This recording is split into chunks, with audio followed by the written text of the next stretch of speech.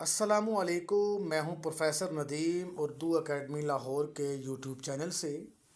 जैसा कि आप जानते हैं अज़ीज़ तलबा कि हम हर रोज़ एक नए मौजू और एक नए सवाल के ऊपर बात करते हैं। आप जानते हैं कि इन दिनों फ़र्स्ट ईयर और सेकंड ईयर के इम्तहानात सर पे हैं। मैट्रिक के इम्तहानात शुरू हैं और आजकल आप सेकंड ईयर वाले बच्चे सेकंड ईयर के उर्दू के पेपर्स की तैयारी में मसरूफ़ हैं और उसके बाद फ़र्स्ट ईयर के इम्तहानात होंगे। जैसा कि हमने गुज़िश्ता लेक्चर्स के अंदर दो बुनियादी सवालों पर बात की थी।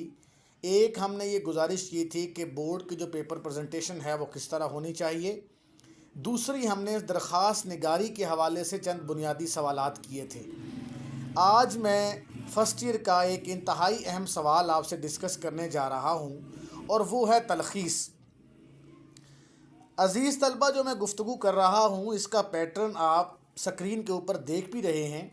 ये पैटर्न जो है ये स्पेशल आप लोगों के लिए बनाया गया है ताकि आप लोगों को बताया जा सके कि तलख़ीस कितना अहम सवाल है और उसकी प्रेजेंटेशन कैसी होनी चाहिए। एक बात आप ज़हन नशीन कर लीजिए कि तलख़ीस का यही पैटर्न आप पीएमएस उर्दू में भी पढ़ते हैं, आप सीएसएस के अंदर भी, और दीगर कम्पिटिटिव एग्ज़ाम्स के अंदर जब भी तलख़ीस का क्वेश्चन आता है आपने उसको इसी अंदाज़ में हल करना होता है जैसे हमने आपको यहाँ समझाया हुआ है। एक चीज़ जो इंटर के तालिब इल्मों को, ख़ास करके फ़र्स्ट ईयर के तालिब इल्मों को याद रखनी चाहिए वो ये है कि तलख़ीस के लिए कोई बुनियादी निसाब तय नहीं किया गया। इसके कुछ पैराग्राफ आपको प्रैक्टिस के लिए आपके पीटीबी यानी पंजाब टेक्स्ट बुक बोर्ड की किताब पर भी दिए गए हैं और उर्दू बे की किताबों के अंदर भी मुख्तलिफ़ ग्रामर्स के अंदर आपको मुख्तलिफ़ पैराग्राफ मिलेंगे। ये जितनी भी पैराग्राफ या इक़्तिबासात हैं ये सिर्फ़ आपकी प्रैक्टिस और रिहर्सल के लिए हैं। ये ज़रूरी नहीं है कि इम्तिहान बोर्ड के इम्तिहानात के अंदर इन्हीं पैराग्राफ्स या इन्हीं इक़्तिबासात में से कोई एक इक़्तिबास आए। आपने ये चीज़ सोचे समझे बग़ैर कि कौन सा इक़्तिबास है, आपने इसकी जो है वो प्रैक्टिस करनी है और प्रैक्टिस किस अंदाज में करनी है आज हम ये डिस्कस करेंगे।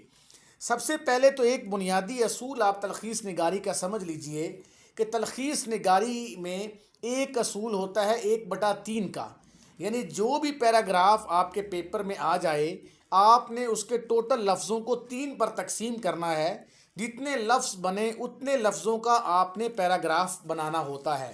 फॉर एग्ज़ाम्पल, आपके पेपर में एक पैराग्राफ आ गया है जिसके टोटल अल्फाज हैं 90, तो आप 90 को वही फार्मूला 1/3 वाला लगा के आप जब उसको हल करेंगे तो वो 30 लफ्ज़ निकलेंगे। तो 30 लफ्ज़ों जितना इस पैराग्राफ को मुख्तसर करना होता है। तलख़ीस का लफ्ज़ खुलासे से निकला है जिसका मतलब होता है मुख्तसर करना। आप ये बात याद रखिए कि खुलासा चाहे नज़्म का हो, चाहे सबक का हो या तलख़ीस हो, उसमें किसी तरह का रेफरेंस नहीं दिया जाता, किसी तरह का उसमें शेर, आयत, हदीस, कोटेशन, कौल वगैरह ऐड नहीं किया जाता। तलख़ीस में भी हमने ये बात ज़हन नशीन कर लेनी है कि हमने इसमें किसी तरह का रेफरेंस नहीं देना, एक बात।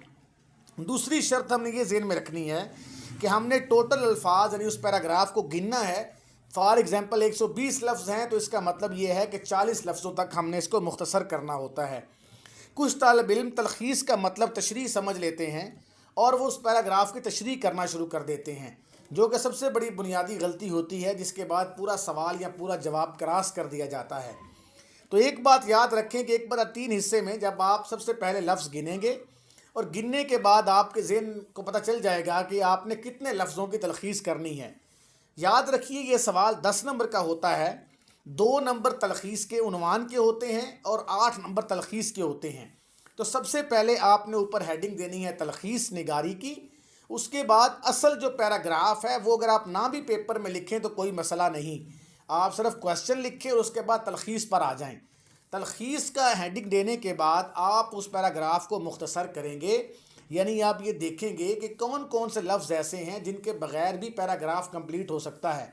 जैसे मेहर व मोहब्बत है, एक जुमला आता है मुझे उससे मोहब्बत, उल्फ़त, प्यार और चाहत है, यानी ये 4 लफ्ज़ हैं। तो आप तलख़ीस करेंगे, आप कहेंगे मुझे उससे मोहब्बत है, क्योंकि ये चारों लफ्ज़ है इसका मतलब एक ही है। इसको तलख़ीस कहते हैं कि आपने ओरिजिनल जुमला पढ़ना है, ओरिजिनल पैराग्राफ पढ़ना है और उसको कोशिश करनी है वो जो इक़्तिबास के अंदर जो बात 120 लफ्ज़ों में हुई है आप उसको 40, 35, 40 लफ्ज़ों में बयान कर दें। ایکسٹرا الفاظ یعنی زائد لفظوں کو آپ ختم کر دیں گے اور آسان ترین انداز میں اس املا کو پیش کر دیں گے۔ 8 نمبر کی تلخیص کے بعد آپ کے پاس آپشن ہوگا عنوان کا۔ آپ نے 2 عنوان لکھنے ہیں، ایک عنوان آپ لکھیں، ہیڈنگ دیں پہلے کی عنوان۔ آپ تلخیص کو دھیان سے جب پیراگراف کو پڑھیں گے تو آپ کو پتہ چل جائے گا کہ اس کا عنوان کیا بن رہا ہے۔ عموماً تلخیص کا عنوان پیراگراف کے آخری 2 جملوں کے اندر موجود ہوتا ہے۔ دوسری بات یہ کہ جب آپ 2 سے 3 بار پیراگراف پڑھیں گے تو آپ کو اندازہ ہو جائے گا کہ تلخیص کا عنوان کیا بن رہا ہے۔ ایک چیز ذہن میں رکھیے کہ تلخیص کا عنوان ہمیشہ آپ نے مختصر رکھنا ہے، یعنی آپ 2-3 لفظوں سے اوپر بالکل بھی نہ جائیں، کوشش کریں انتہائی مختصر ہو۔ ایک عنوان کی ہیڈنگ دیں گے، اس کے بعد ایک آپ اور ہیڈنگ دیں گے متبادل عنوان۔ اس میں آپ وہ عنوان لکھیں گے جو پہلے سے ذرا مختلف ہوگا، یعنی آپ یہ کہنا چاہ رہے ہوں گے کہ دونوں عنوان ٹھیک ہو سکتے ہیں، یعنی پہلا بھی، اور اگر پہلا ٹھیک نہیں تو دوسرا۔ دونوں عنوان لکھنے کے بعد جو ہے آپ نے تلخیص کو ختم کرنا ہے۔ یوں یہ 10 نمبر کا سوال آپ کا حل ہوگا، 8 نمبر کی تلخیص اور 2 نمبر کا عنوان۔ تو یوں 10 نمبر میں سے اگر آپ کا عنوان ٹھیک ہوگا تو 2 یعنی میکسیمم 2 نمبر مل جاتے ہیں، اور تلخیص میں سے اگر آپ 5-6 نمبر بھی کر جائیں گے تو آپ 10 میں سے 8 نمبر کر جائیں گے۔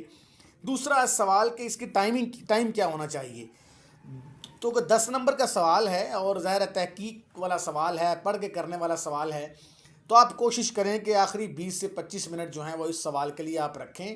جب تک آپ جانتے ہیں کہ میں ہر سوال میں ٹائم کا ضرور زور دیتا ہوں، کیونکہ پیپر پریزنٹیشن کی بنیادی ایک شرط ہے وہ ٹائم مینجمنٹ ہے، اور اگر آپ ٹائم مینجمنٹ کو نہیں دیکھتے تو ہوتا یہ ہے کہ جب ایگزامینر اناؤنس کرتا ہے کہ آپ کے پاس آدھا گھنٹہ باقی ہے تو آپ کے کئی سوال 3-4 سوال ابھی باقی ہوتے ہیں۔ تو کوشش کریں کہ ٹائم مینجمنٹ کو مد نظر رکھتے ہوئے اس سوال کو حل کریں۔